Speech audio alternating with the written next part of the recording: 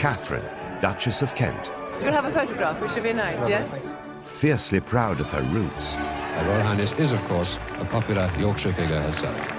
And best known as the Royal at Wimbledon, whose kindness to runners-up won her millions of admirers. Katharine devoted 4 decades to public service and was an inspiration to royals who followed. She represents the best of the royals. She is the perfect ambassador for the British royal family. After marrying into the family 60 years ago, I, Catherine Lucy Mary, take thee, Edward. royal life has come at a cost. From those who doubted she was good enough, There was a lot of opposition to the marriage at first. to a strained early married life. Catherine was effectively an army wife, and I think that meant quite long spells away from her husband. And with events that led to depression, which nearly ended the marriage. I'm told that Catherine had thought about seeking a divorce. This was a lady who'd been put through the ringer. Katharine withdrew from public duties and shunned her royal title.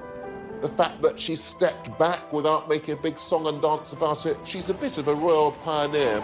She's challenged royal convention throughout her marriage, from converting to Catholicism to taking on a secret new role. I learnt more from these children than I ever taught them. Beloved by the public and the good causes she supports, how has Katharine succeeded where so many royals have failed? At an age when most people would be forgiven for putting their feet up, she just keeps going on.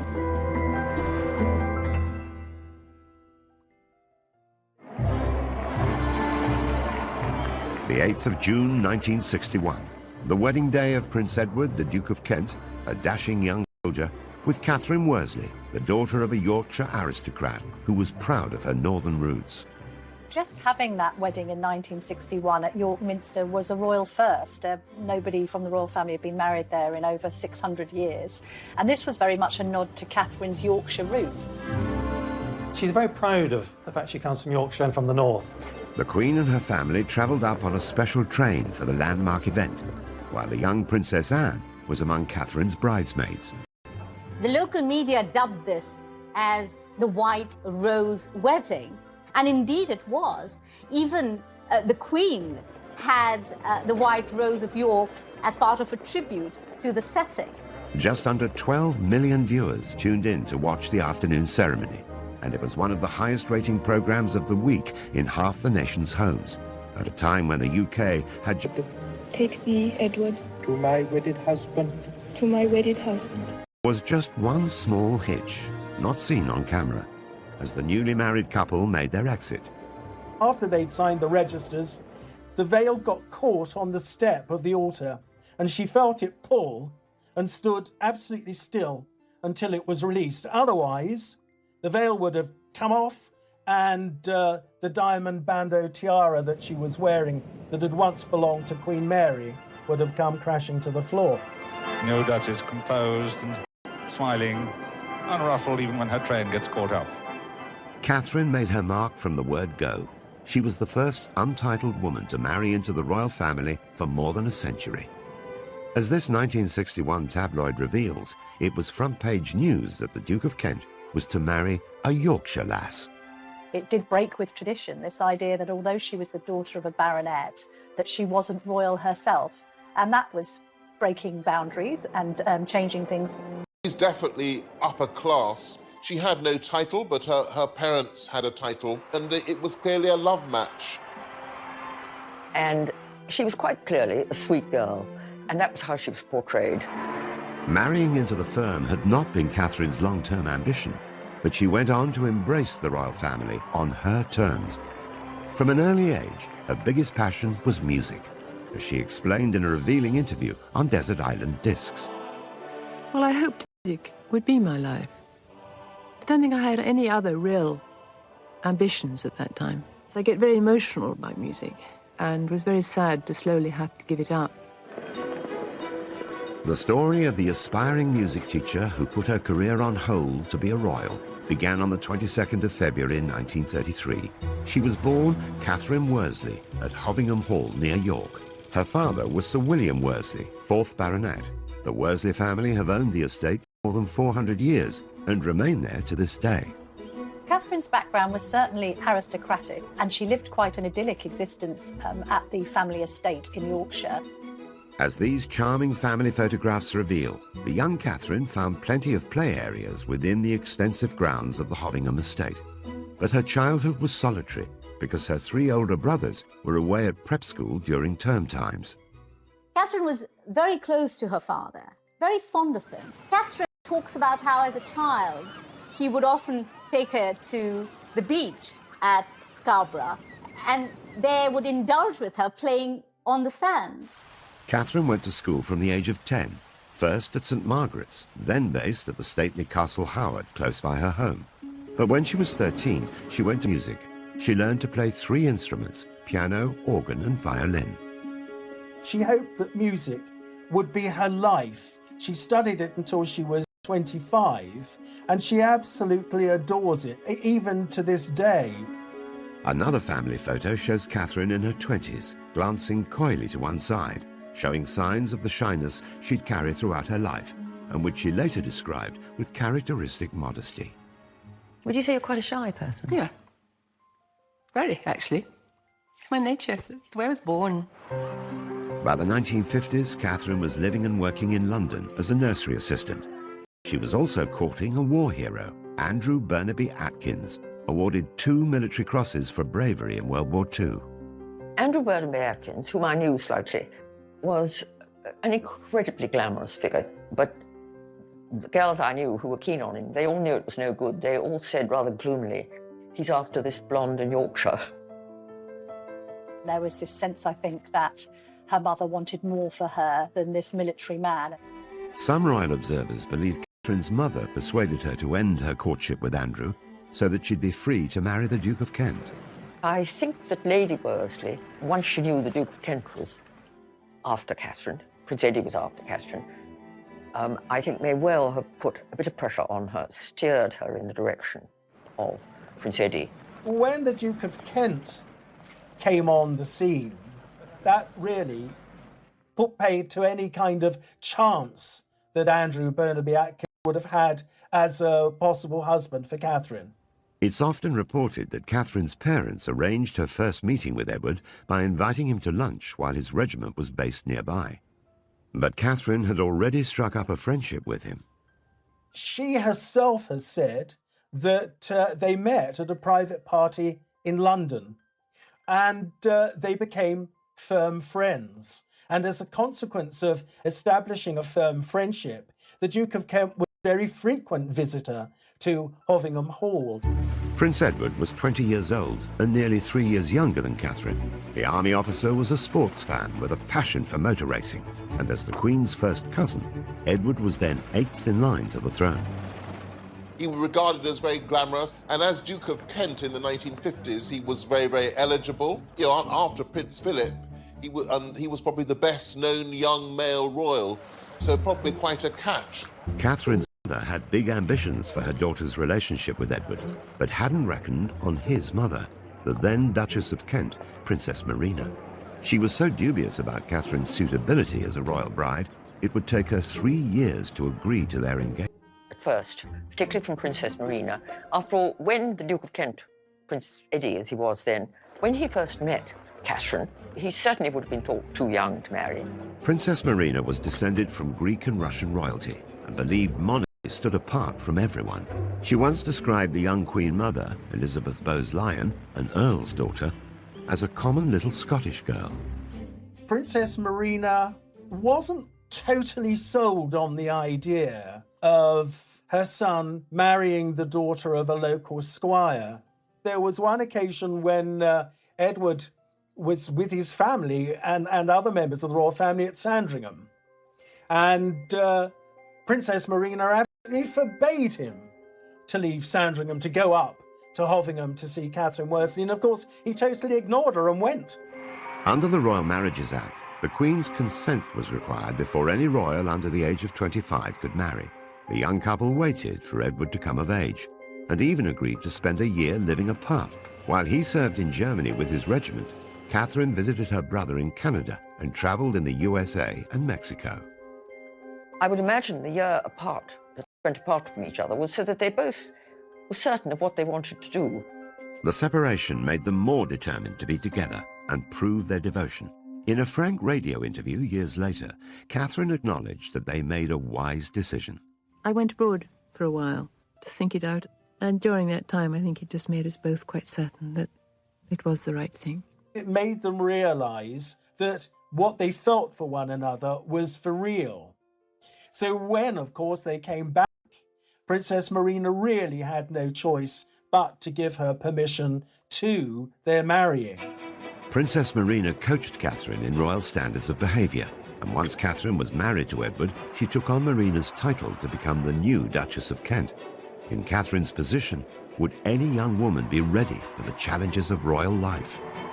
Marina had a very, very high profile in the family as the Duchess of Kent. I think to be the new Duchess of Kent, that's a difficult role. So you're a woman of 28 who's married into the royal family, given up your independence. You've got possibly an overbearing mother-in-law, and you've got an extensive programme of royal duties as well as being a military wife. I think this is a lot to take on all at once. As Duchess of Kent, Katharine's taxing royal schedule lay ahead of her, but her love of music would never go away and would lead to a secret second life. Katharine, being said, well, let me come in and do a singing lesson for you with your class, and I'll just, come and help you. After marrying into the royal family in 1961, Katharine, the Yorkshire lass, was now Katharine, Duchess of Kent. Thrown into a high-profile job with a grand title, she embraced the busy schedule of a working royal. I think it's important to realise the Duke and Duchess of Kent were very senior royals.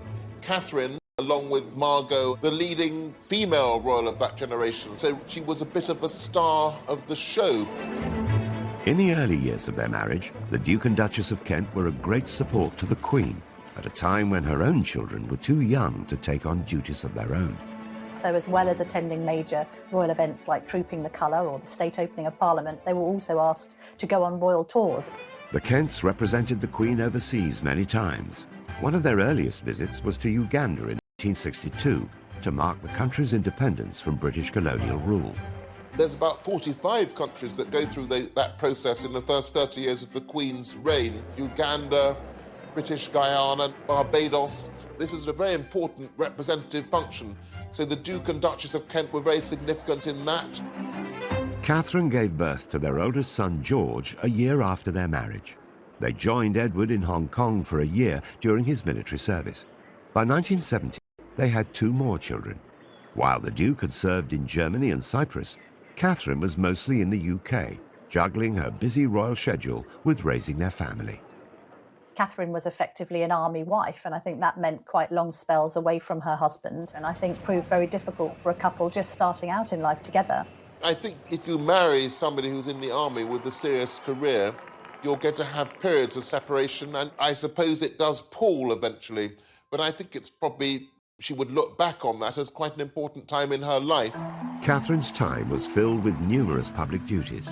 Though she never overcame her shyness, she kept her common touch and felt right at home with everyday people. They said they didn't know what to do with themselves in the holidays. You don't have that problem, do you? Nice to see you all. The fact that she was always very cheerful looking and smiling, the fact that she was quite tactile with members of the public, I think really endeared her to the nation at the time. Katharine seemed to hit on the ideal formula for royal conduct. She'd be an inspiration to the royals who followed her example, like Princess Diana.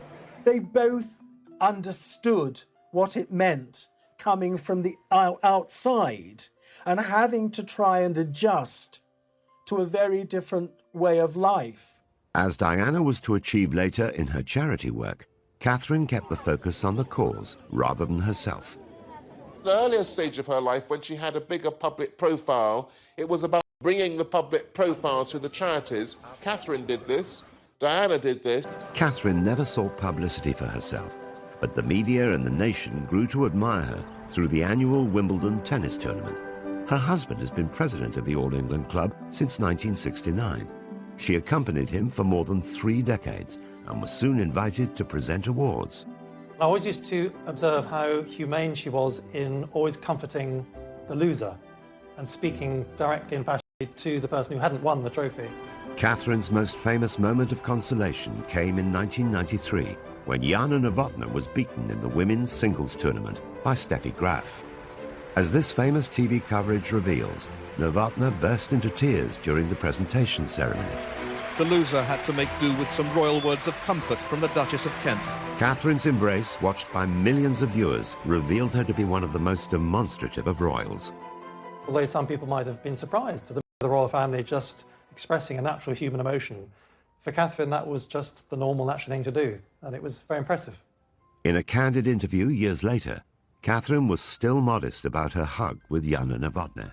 You put your arm around her, and well, that's what you do when people are crying. A lot of people at the time said, my word, a member of the royal family.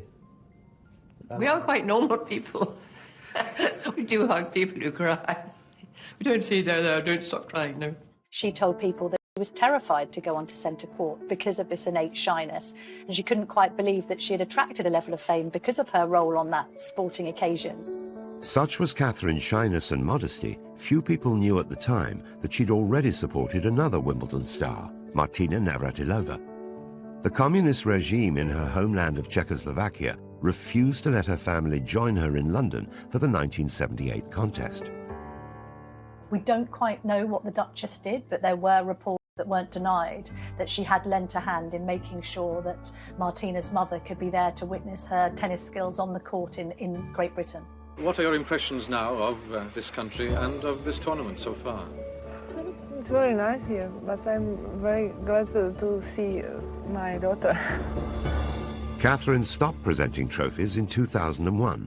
There were also reports of her being displeased with the club after they reprimanded her for trying to bring a non-royal visitor into the royal box. In fact, she was trying to give a treat to the son of a London head teacher, Philip Lawrence, who'd been killed outside his school in a street attack that shocked the nation. Pupils and colleagues gathered today at the Roman Catholic school in London's Maida Vale and paid tribute to their head teacher, who was married with 4 children. Catherine became very friendly with Philip's widow and also with Philip's son, and she tried to get the son into the royal box, which seems rather heartless and rude. She did remain a tennis fan and continued to attend for years and years after that, but just in the stands with everybody else because she went along with friends. Catherine has often found herself going against the royal grain, and in 1993, a chance encounter would lead to a new secret life, and one that would finally allow her to share her love of music. She had met one of the classroom teachers from the Wansbeck Primary School, and this teacher was explaining to her how nervous the teacher was about teaching music. So Catherine, being Catherine, said, well, let me come in and do a singing lesson for you with your class, and I'll just come and help you. And so, for the next 13 years, Catherine commuted to Hull once a week to teach music in a primary school, and later at schools across the country. As this touching documentary reveals, her rapport with children is instant. What's your favourite pop group? Black Eyed Peas. Is it? Yours is that? What's yours? I like Blue. You like Blue. I think everybody likes Blue. Westlife? Yeah. Everybody says that now. Catherine only brought cameras into schools when music education needed attention. Until then, she taught in secret, relying on staff discretion and using the name Mrs. Kent. Nicholas Robinson, her friend and a former head teacher, watched her at work. We travelled up on the train from King's Cross. She was in her tracksuit and trainers. And what really struck me was at the end of the 50 minutes, when she said, right, now children, it's time to finish. We've come to the end of our singing lesson. They all started saying, oh no, miss, please, can we sing that last song again? From my experience of singing, to have children saying, please, can we have another song after 50 minutes, was just really striking. One of the books I read, called Rhinoceros in the Classroom, said something very true, which is that a classroom is a room full of learners. I learnt more from these children than I ever taught them. She did it with the Queen's blessing, because I think both women understood that this is where Catherine's passion lay, and it wasn't going to interfere with any affairs of state or indeed family matters. The Queen has been so grateful for Catherine's contribution to the royal family, she gave her a special award. Catherine was given the Dame Grand Cross of the Victorian Order, which is in the monarch's personal gift. So I think the Queen has been quite close to Catherine and has been very keen to thank her for her service to the royal family through the decades. But Catherine was to pay a heavy price for her constant devotion to duty. The impact of these traumatic events meant that Catherine spiraled into very serious depression.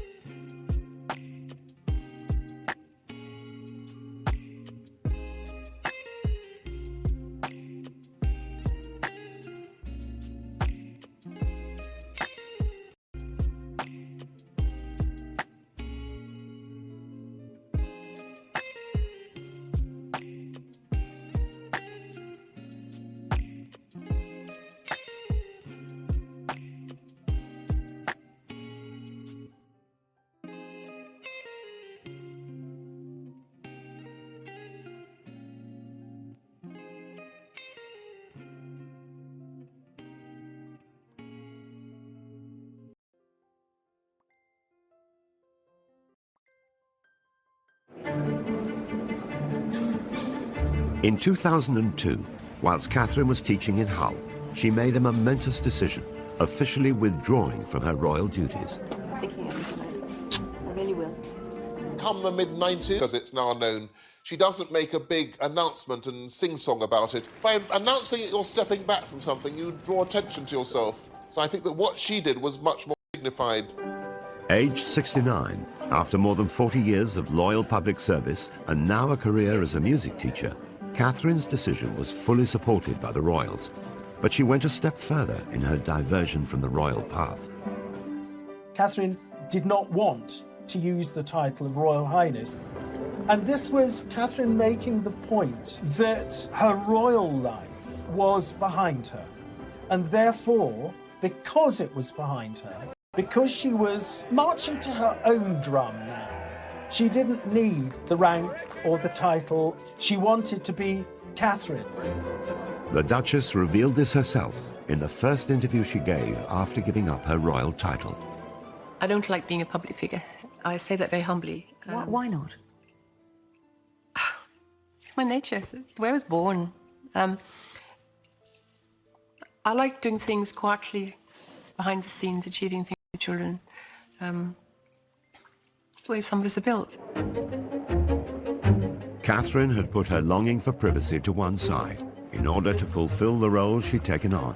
But after 4 decades of royal duty, she found her moment to step away from the spotlight. Oh, lovely. She's not the kind of person who stands on ceremony. So I think asking to be released from that title, HRH, would be simply a genuine desire so that there would be no barriers between what she's trying to do and between her and ordinary people. It was an unusual move for a royal, but the Queen gave Catherine her blessing. It is quite significant to say to the Queen that you want to drop the use of your HRH status. There's quite a strong bond between the two women because they're of a similar age, the Queen 94, Catherine 88. And I think the Queen had admiration for the way that Catherine was quietly going about the business of trying to make life better for others. The Duchess's desire to step back from royal life led to unfavourable speculation in the media. She was branded a recluse. Catherine opened up about this in her heartfelt chat with Fiona Bruce. What do you make of that? I mind terribly. You mind terribly? I mind terribly. I mind so much because I'm not. I never was. I'm far too busy, Fiona. Teaching is a very full-time job. I travel to Manchester, I travel to Albury, I travel to London on a regular basis to various things. I look after my family, I cook for my husband. No, I'm not a recluse. That period where people said she had been a recluse, actually she was secretly teaching at a primary school in Hull. The decision to drop her HRH title wasn't the first time she sparked headlines. In 1994, the Duchess caused great controversy when she once again pushed the boundaries of royal protocol, converting to Catholicism. Those close to her say she still retains a genuine affection for the Church of England, but they say she's embarked on what they call a personal spiritual journey. It was very significant, largely, of course, because not since 1701, the Act of Settlement, had a member of the royal family become Catholic. The Duchess arrived for the private ceremony with her husband to the applause of waiting well-wishers. Catherine's decision to ask the Queen to allow her convert was really another example of what a determined woman she was. Despite being head of the Church of England, the Queen approved of Catherine's personal decision, but the move still caused a stir in the press. I think the media regarded it as quite controversial simply because it had never happened before. And this was at a time when, there'd been a lot of press coverage about the Duchess. Converting to Catholicism was a big step. She would not have done it in any kind of way to upset anyone else. It would have been a private matter for her. It's thought that Catherine had turned to Catholicism following tragic events that she faced as a mother. At the start, family life seemed almost idyllic. In the 1960s, I think it was a very happy family. They had the lovely house of Coppins in Iver, about 15 miles to the west of London, which had been inherited from the Duke and Duchess of Kent, the previous generation. The couple have 3 children. Their eldest child, George, known as the Earl of St Andrews, their middle child, a daughter, Lady Helen Windsor, and their youngest child, Nicholas, Lord Windsor. She seems to have had a desire to have a big family, so they had the 3 children, and it seems that she wanted to have a 4th child. But the years that followed would be some of the worst of her life. Along with losing both of her parents, the dream of having more children ended in tragedy. In 1975, at the age of 42, she became pregnant with her 4th child, but very sadly she contracted German measles. And of course, German measles in the first trimester can have the most devastating effect. And she had a termination. And I don't think she ever really quite forgave herself for that. But at the time, it seemed absolutely the right thing to do. Although the decision was medically advised, it's said to have plagued Catherine ever since. And in 1977, 2 years after the termination, tragedy struck once more. At 44, she conceived at birth. After 36 hours struggling to keep him alive, this baby died. And it devastated her. This triggered for Catherine the start of the most terrible period of depression, leading to being admitted to the King Edward VII Hospital. She was there in the hospital for 7 weeks. Catherine had hurled herself back into royal duty, which had serious consequences. Some said it was nervous exhaustion. Others talked about a nervous breakdown. Catherine, by her own admission, was suffering from depression at the time. Catherine later took another groundbreaking step for a royal, publicly opening up about the trauma of losing children and her personal battle with mental health issues. Royals weren't open about their mental health as we're used to them being now, with the likes of Prince William and Prince Harry talking about their Heads Together charitable initiative. Back then it was unheard of really for royals to be that revelatory about their own innermost feelings. Catherine gave very few interviews, and then only on subjects about which she both felt deeply and she felt would be of significance and use to members of the public who might have suffered in the same way. That did make Catherine appear to be somebody who was perhaps more relatable than the average royal, somebody who seemed human, very much one of us rather than being perhaps one of them. In addition to the loss that the couple suffered, the Duchess also battled health issues for most of her adult life. It was first said that she was suffering from Epstein-Barr virus, then ME, before it seemed to be confirmed that it was celiac disease that she was suffering from. But before, of course, that they'd actually got to that, she had been suffering quite considerably from health problems. None of that was apparent at the time when she was cheerfully giving the prizes at Wimbledon, carrying out a huge programme of public engagements. Despite the toll it took on her health, Catherine remained determined to measure up to royal expectations in a world where duty comes before all else. It epitomizes the essence of this determined woman. You know, she refers to herself as a perfectionist, and she says, I'm a 24-hour person. Since I've known Catherine over the 20 years, she has always worked tirelessly. And I know when she was teaching in East Hull, that over the 13 years that she was teaching there, I think she only missed 2 days. Despite Catherine's personal struggles, her primary focus seems to be helping others. Alongside being a working royal, a teacher and a mother, a large part of Catherine's life has been dedicated to charity. She marries into the royal family, and that gives her a voice and an ability to make a difference. It's not a crazy dream. It's a possibility. I really do believe we can actually do this. She has served as the patron, president or board member of more than 100 charities.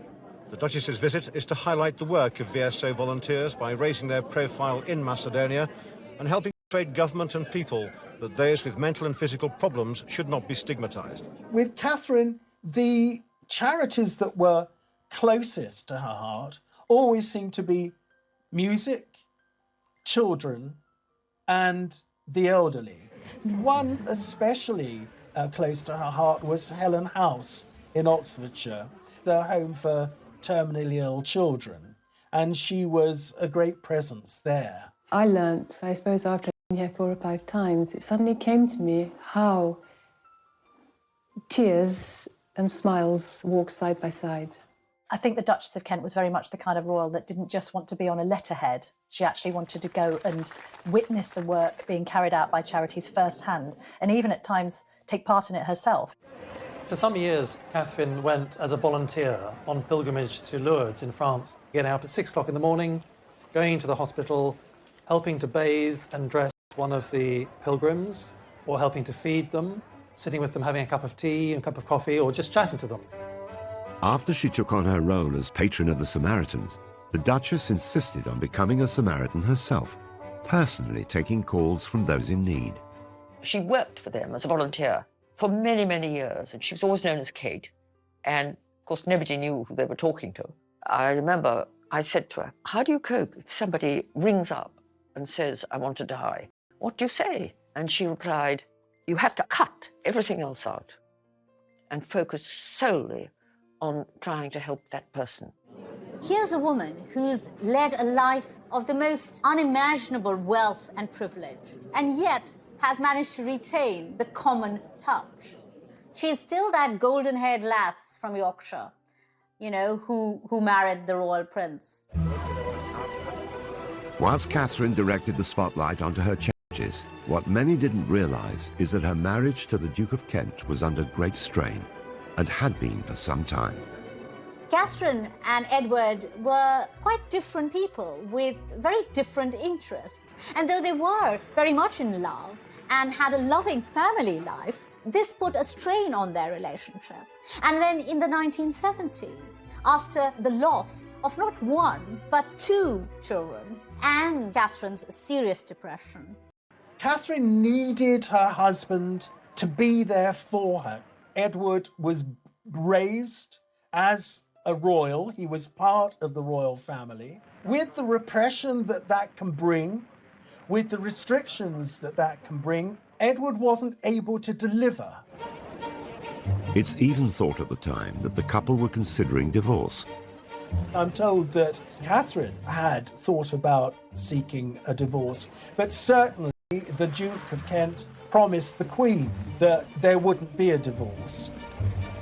Divorce was still frowned upon by the Church of England, and as its head, the Queen could not have supported such a controversial decision. Catherine stuck very closely to doing the right thing. She would never have dreamt of doing anything that she felt the Queen would disapprove of. She did not allow any marital discord to affect her relationship either with the royal family or with the life of service she had chosen. Edward and Catherine stayed together, and so whilst they would still undertake engagements together, they began drifting apart and would lead pretty much their own separate lives. When newcomer Diana faced similar struggles in her royal marriage, an unlikely friendship developed. She understood Diana's problems. She could see the privilege, but also the pain.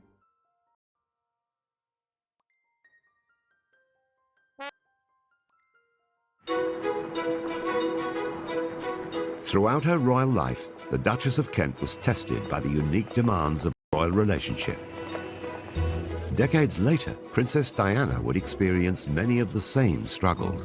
You know, I think she could see a lot of herself in Diana.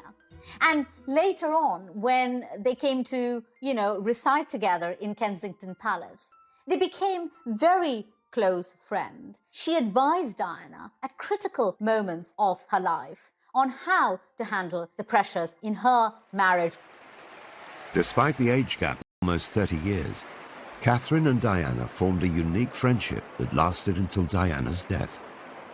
Catherine and Princess Diana went through a certain number of the same experiences. They both suffered immense grief. They both found themselves isolated at times. They both had to overcome mental difficulties, and they both had that quality of warmth and empathy with people. They were both free spirits, both wanting to respect the Queen in their royal role, but equally perhaps wanting to break free and operate a little differently in the royal sphere. Catherine admitted in a media interview years later that she understood Diana's problems and sympathized with them because she could see the privilege but also the pain. And so I think Catherine did put an arm around Diana and try and help her through some very tough times. Catherine knew too well the rigour of royal life. Now aged 88, with her royal duties and her HRH title behind her, Catherine, Duchess of Kent, seems to be living a life away from royal grandeur. And aside from the weddings of Harry and William, over the last 19 years, Catherine has rarely been seen in public. She's been able to pick and choose the few royal events that she attends, big weddings, occasionally trooping the colour, anything that's special for the Queen, with whom I think she has a close relationship. The Duke and Duchess of Kent are lucky enough to be grandparents to 10 children, so that must be a rather lovely phase in life that she's able to spend time with the grandchildren. It's often interesting to see royals who are now in their 80s being described as sort of having stepped back from age. Even at nearly 90, Catherine is committed to public duty. In 2004, rather than winding down after retiring from royal life, Catherine co-founded a music charity, Future Talent. I know she's patron and president of many organisations and charities, but this particular charity is her own vision. It's her baby. Having taught now for 12 years, as you say, in East Hull, and being incredibly frustrated by, I would say, at least 20 children in 12 years who had potential to reach the very, very top in music, and immensely frustrated that I can't find a route forward for them. What I want to do is try to bridge this enormous divide. Why shouldn't all children have equal opportunities in music? Why not? That's what Future Talent wants to do. It was this attempt to harness the power of music and trying to inspire confidence in youngsters. And I think that reflects her own experience, somebody who loved music but was intrinsically a shy person, being put in a position because of her marriage where she had to face the public and do so with a degree of confidence that perhaps she was given by her own musical performances and her love for music in general.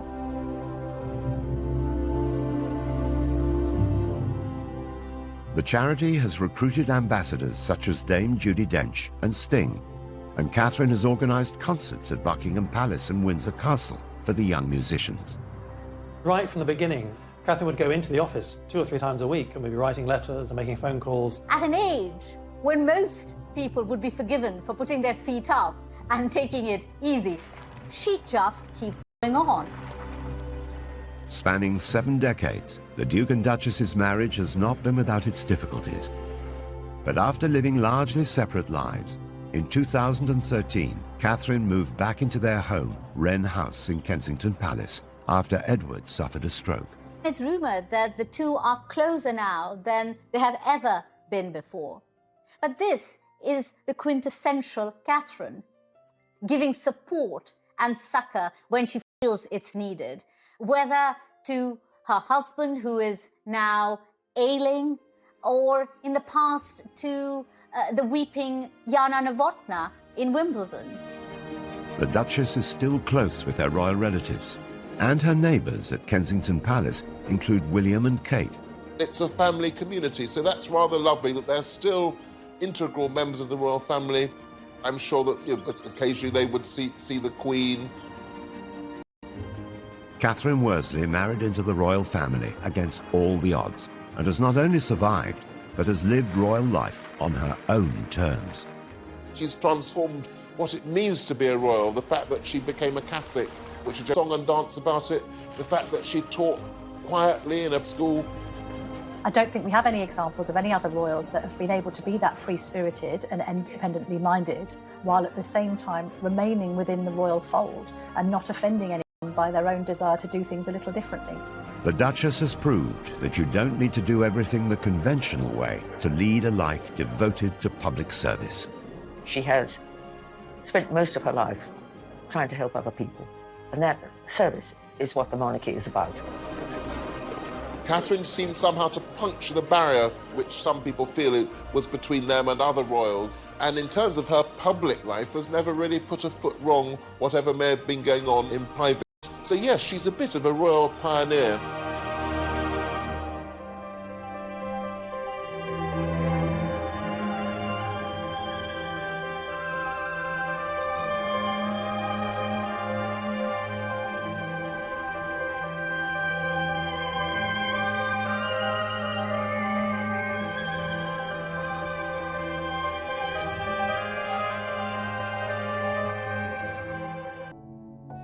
Not seen on camera, as the newly married couple made their exit. After they'd signed the registers, the veil got caught on the step of the altar, and she felt it pull and stood absolutely still until it was released. Otherwise, the veil would have come off, and the diamond bandeau tiara that she was wearing that had once belonged to Queen Mary would have come crashing to the floor. No Duchess, composed and smiling, unruffled even when her train gets caught up. Catherine made her mark from the word go. She was the first untitled woman to marry into the royal family for more than a century. As this 1961 tabloid reveals, it was front-page news that the Duke of Kent was to marry a Yorkshire lass. It did break with tradition, this idea that although she was the daughter of a baronet, that she wasn't royal herself. And that was breaking boundaries and changing things. She's definitely upper class.